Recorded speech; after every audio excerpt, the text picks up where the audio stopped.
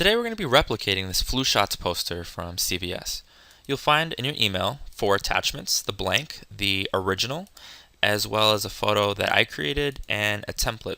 You're going to notice lots of instructions, so please pay careful attention to detail. Let's jump right on in. You're going to want to find a photo of yourself, and you're going to press Control M after you make a selection to apply curves, or alternatively you could go to Image, Adjustments, and then Curves. When you get there, you're going to see this histogram. Typically we make an S-curve, but it really depends on the photo. So what I'm going to do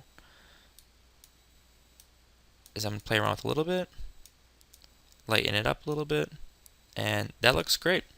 Next, I'm going to press Control C to copy, and I'm going to go to the blank. Make sure you have the template open in Photoshop because you're going to be returning to it momentarily.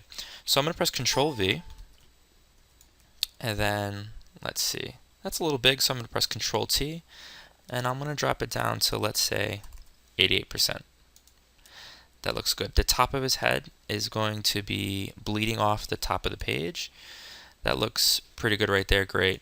So next step, I can see when I'm looking at this, at the very top I notice that it says the eyedropper tool, the marquee, and the paint bucket. So what we're going to do is we're going to make the red and the black in the background, and we can always readjust that later on if we need to, but as we always must do is create a new layer. So once the new layer is created, I'm going to use the marquee tool. I'm going to make sure that I select the correct red, and to do that I'm going to use the eyedropper tool. I'm going to select anywhere on this template right here, and I'm going to press the click on the paint bucket. I notice I'm on layer 2, it's a new layer. I'm going to click Control D, and we're good. I'm going to use the eyedropper tool once again. I'm going to select the black. I'm going to select the marquee tool, and we're going to have it overlap a little bit. New layer, marquee tool, overlaying just a little bit, paint bucket. Tremendous. Okay, that's a great start so far. Next, what we need to do is add text. You'll notice that in mine it says jump shots. If you want to modify the text, you can do that. Right now I'm going to go with the standard, and I can see it says flu shots. It's in Arial font, black, 80, and white. I also know that there's a leading of 72. We're going to address that in a second. So I'm going to select the type tool. I'm going to change it from black to white, so the font is white. I can see that it's Arial. I notice that right here it's regular. We don't want that right now. We want black. It's all the way at the bottom. This is the most bold font. I can see that it's 80. We don't want 80. It's 10, but we want 80. And now we're good to go. So I'm going to click once and write flu, and then shots. That looks great. What I'm going to do now is press Control A, and then I'm going to go to Window, and then Character, to make sure that the leading is 72, and it is. Leading influences the distance between the text, so when I'm making it bigger, I can see now it's at 101. The flu shots is pretty far away.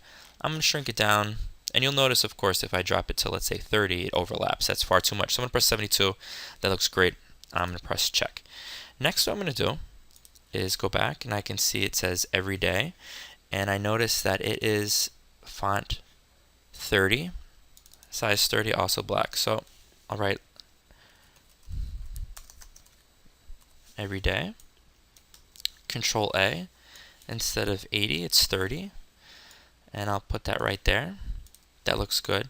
What I do know, however, is that this font is in red, and I can see it at the end. It's indicated right there. Plus, looking at it visually, it's pretty obvious. So what I'm going to do is I'm going to create that box behind it first.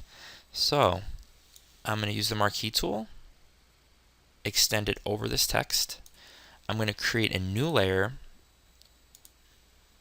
I'm going to use the paint bucket, and it's white. That looks great. So now what I'm going to do is press Control D. I'm going to click on the everyday font. I'm going to press T for type, and then I'm going to click this and change it from white to, and I pull the the eyedropper tool away. Red, check. That looks great so far. Beautiful.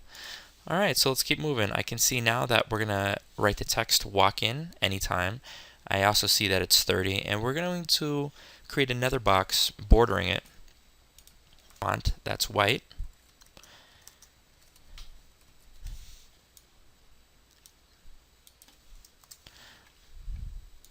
That looks good right there.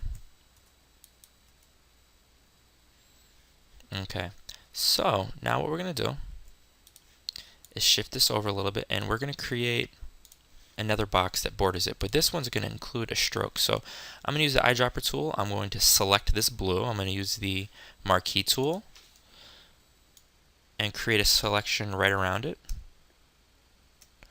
It looks good. I'm going to create a new layer once again. Paint bucket. Great. So now before we do anything else, and while the marquee tool is still selected, I'm going to right click and I'm going to click on stroke, and I can see that the color is blue. We don't want that, we want white. And it's at 4 pixels. Let's drop it down to 3, and we're going to make it on the outside. Beautiful. When we deselect, that looks lovely. All right. So now what I can see right here is that there's some text down here. It's Arial, size 18, and 14 right beneath it. So what I'm going to do is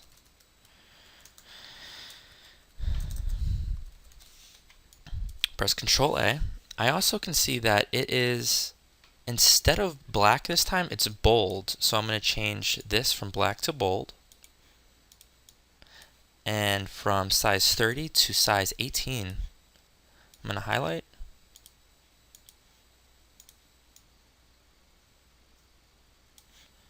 Great.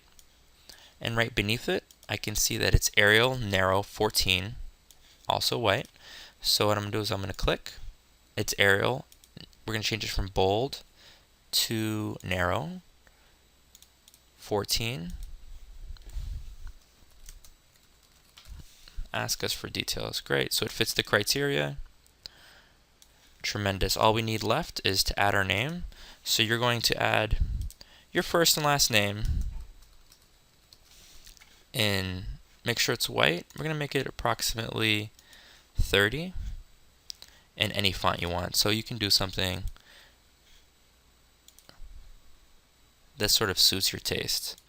So that looks good. So you're going to write your first name, your last name, you're going to press check. And there we go. That's a pretty good replication of the CVS flu shots poster.